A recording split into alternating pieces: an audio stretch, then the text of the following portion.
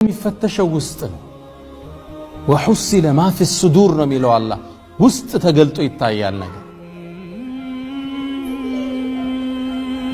ስኬት የሚቆናጠጡት ኢላ መን አተላህ ቢቀልቢን ሰሊም፣ ጀነት የሚወስዱት ኢላ መን ኸሽየ الرحمن ወጃአ ቢቀልቢን ሙኒብ። ከውስጥ ጋር ነው አላህ ስኬትን አያይዞ ምናየው። እስኪ የአምልኮዎችን የውጫዊና የውስጣዊ ሚዛናቸውን ከናንተ ጋር አብረን እንያቸው። ለምሳሌ ሶላት ውጫዊ መገለጫው ሩኩዕ፣ ስጁድ፣ ተሸሁድ፣ መቀመጥ፣ መነሳት፣ ማሰላመት። ልቡ ምንድነው? የሶላት ዋናው ኮሩ ምንድነው ወዳጆች? ኹሹዕ ምንለው ቀልብ ለአላህ ሲፈራ ማለት ነው። ቀድ አፍለሐል ሙእሚኑን الذين هم في صلاتهم خاشعون። قد للتحقيق ነው እዚህ ቦታ የመጣችው። አፍለሐ የሚለው ፊዕል ማዲ እንለዋለን በነሕው ቋንቋ። ማዲ ነው፣ ፓስት ቴንስ። አላህ ስኬታማ ይሆናሉ አላለም፣ አፍለሑ አለ። በቃ ስኬታማ ሆኑ፣ ዘጋው። ገና እኮ የውመል ቂያማ ተመዝነው ስኬታማ ይሆናሉ አይደለም። ኻሽዕ ከሆኑ አፍለሐ ተዘጋ፣ ስኬታማ ሆኑ። እነማን ስትል የመጨመሪያ ሲፋታቸው الذين هم في صلاتهم خاشعون። የኛ ጭንቀት ብዙ ጊዜ ምንድነው? ሶላት ላይ ግርን ስለመግጠም ውጫዊ ላይ ነው ትኩረት። እጅ ደረት ይሁን ሆድ ላይ ይሁን በዚህ ነው አይደል የምንጣለው? እዚህ ፊዚካሉ ላይ ነው ጠባችን፣ አካላዊ በሆነው ጉዳይ ላይ። ትልቁ ሚስጥር ያለው የት ጋር ነው? في صلاتهم خاشعون። ውስጥ ለአላህ ሲረድ ሲፈራ። የሶላት ገጽታ አሁን የጠቀስነው ነው። ሶፍ ሰርተ መቆም፣ እግር መግጠም፣ እጅ ላይ ይሁን ታች ማረግ፣ ይሄ ነው ሚስጥሩና። ግን ዋናው ፓርቱ 99 የት ጋር ነው ያለው? ልብ ቀልብ ውስጥ። ቀልብን በፍራቻ መሙላት መሰበር ማለት ነው። في صلاتهم خاشعون። ነብዩ ሰለላሁ ዐለይሂ ወሰለም አንድ ሰው ሶላት ላይ ያለውን ደረጃ ሲነግሩን ሊያገኝ የሚችለው ደረጃ አእምሮ ከቀልቡ ጋር ተሰፍቶ ሶላትን ባስተነተነበት ልክ ብቻ። ግልጽ ነው። አእምሮ አንዳንዱ ሶፍ ላይ ቆሞ 1% ያገኛል፣ ሌላኛው 2% ያገኛል፣ 10 ከ10 ያገኛል። ግልጽ ነው። እዛ ነው ኢብኑል ቀይም ረሂመሁላህ ምን ይላሉ? ሁለት ሰዎች እኮ መስጂድ ላይ ገብተው አንድ ሶፍ ላይ ይቆማሉ፣ በዛ ሶላት ላይ ያገኙት የደረጃ ልዩነት ከመሬት እስከ ሰማይ ያለያያቸዋል ይላል። ይሄኛው ኹሹዕ ላይ ነው። ሶላቱን አስተንትነውታል። አናስተነትንም ብንልስ ምርጫ አለ? ከሶላት መውጣት እንችላለን? ገብተሃል እኮ። አለማስተንተን እኮ የሚገርም ነው። አላህ ኢኽላስ እንትኑን ይስተን ኹሹዕን ሐቂቃ ገብተሃል እኮ ሶላት አትወጣም እኮ። ከአራት ረክዓ በፊት አሱራውን መውጣት አትችልም።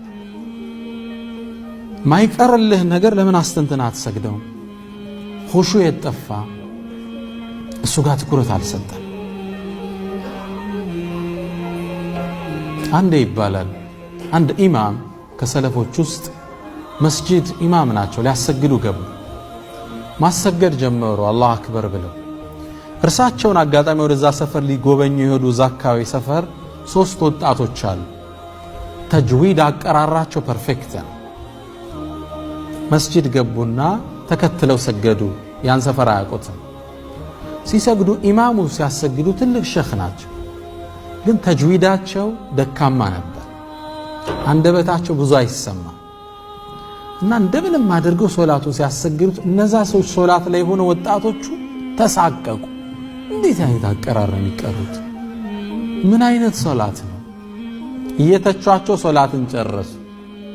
ሶላት ውስጡ ነው ድምጽ እያሰሙ አስተካክል ይሏቸው ነበር እያሉ ሰበርከው ምናምን ለማለት። ሶላት አለቀ። ዞር ሲሉ አዩዋቸው፣ ወጣቶች ናቸው። ተግባቡ። ከዛ ሲቀሩ ሰሟቸው፣ ተጅዊዳቸው ፐርፌክት። ከዛም ሶላት አለቀ። ወጣቶቹ ወጡ። ስላሰጋገዳቸው እየተቹ እያወሩ ጉዞ ጀመሩ። በረሃውን ሲያቋርጡ አንድ ትልቅ አንበሳ ፊት ለፊታቸው መጣ። የት ይግቡ? ሩጫ ተጀመረ። ዛፍ ላይ ተንጠለጠሉ። እንዴት ይውረዱ? አንበሳው ቆሟል። ዛሬ አለቀልን ብለው ተስፋ እንደቆረጡ ከትንሽ ደቂቃ በኋላ ይሸኽ መጥቶ አጋጣሚ መዛልፈው ነው የሚሄዱ ወደ ቤታቸው። ሲያዩዋቸው ዛፍ ላይ ተንጠልጥለዋል። ከታች አንበሳ ይጮኻል። ከዛም ሰውየው መጡና አንበሳውን ሂድ እዚህ ቦታ ልቀቅ ብለው ሲመቱት ጥሎ ሄደ። ፈርቷቸው ሮጠ። እዛ ልጆቹን ውረዱ አሏቸውና ከወረዱ በኋላ አያችሁ ወጣቶች አሉ፣ ምላሳችሁን አጸዳችሁ፣ ልባችሁን ረስታችሁ አንበሳ አስፈራችሁ አሏቸው።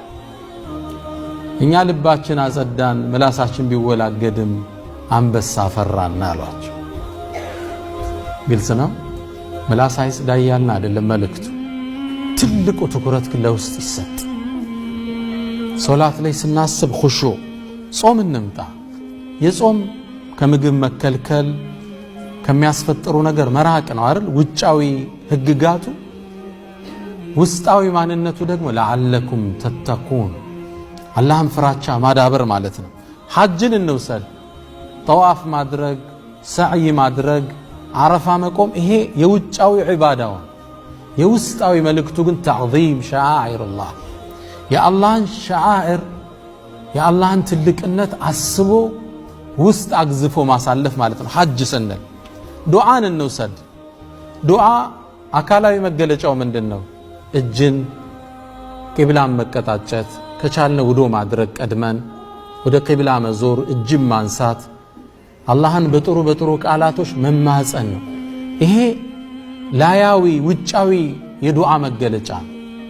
ውስጡሳ ምንድነው? የዱዓ እንኪሳር፣ ስብር ማለት ወደ አላህ መዋደቅ ከውስጥ ይፈልጋል።